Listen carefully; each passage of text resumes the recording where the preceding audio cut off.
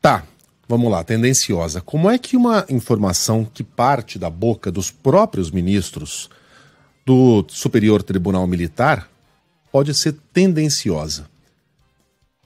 Não é que alguém, algum jornalista, alguma vítima de tortura, eu, a Ellen Brown ou Ivan Brandão, usamos aqui o nosso microfone para acusar o Superior Tribunal Militar de ter consciência do que estava acontecendo nos porões brasileiros na década de 70 e 80. Não é isso. Aquilo partiu dos próprios ministros. Um falando em tom de deboche, o outro lamentando, diga-se, o que estava acontecendo, mas são eles próprios que fizeram essa confissão involuntária. Então como é que essa notícia pode ser tendenciosa, especialmente no momento em que a gente tem um presidente que desdenha da tortura, quando não diz que as acusações de tortura foram simplesmente inventadas, como no caso do Brilhante Ustra, que se declarou inocente até o último dia de sua vida, apesar de todas as evidências demonstrarem que ele chefiou, liderou vários grupos que torturaram aqueles agentes considerados pelo regime de então subversivos. Então, de que maneira essa notícia poderia ser tendenciosa? E outra, aí eu peço emprestado aqui uma parte do raciocínio mais cedo do Reinaldo Azevedo. Quem fala em nós, pressupõe um eles.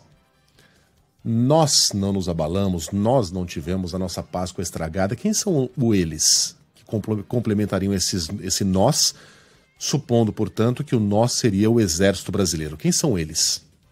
Os torturados? A esquerda? Nesse caso, você se indignar com tortura seria coisa de esquerda? E, portanto, por uma regra de 3, ser de direita significaria aplaudir a tortura? Seria interessante se o general Luiz Carlos Gomes Matos explicasse exatamente do que ele está falando e explicasse exatamente por que ele, como presidente de um tribunal tão importante, acha que não há interesse público na divulgação dessas conversas, em passarmos a limpo o que aconteceu de 64 a 85. Ah, mas os torturados eram todos agentes perigosos, terroristas, subversivos. Primeiro que isso não é verdade. Havia muita gente ali que nem participava da guerrilha. Havia simplesmente intelectuais ali que foram levados para os porões e nunca mais voltaram. Deputados, né? Gente que não estava envolvida na luta armada. Mas mesmo que fosse o caso, isso não dá ao Estado brasileiro de usar a força na forma de tortura, na forma de assassinatos, para combater aquilo que considera errado. Olha, a gente tá vendo uma regressão moral do nosso exército. Eu não sei nem se é uma regressão moral ou se esses sentimentos estavam incubados dentro dos nossos militares e se sentiram autorizados a serem liberados pela visão de mundo corrente, especialmente no Palácio do Planalto.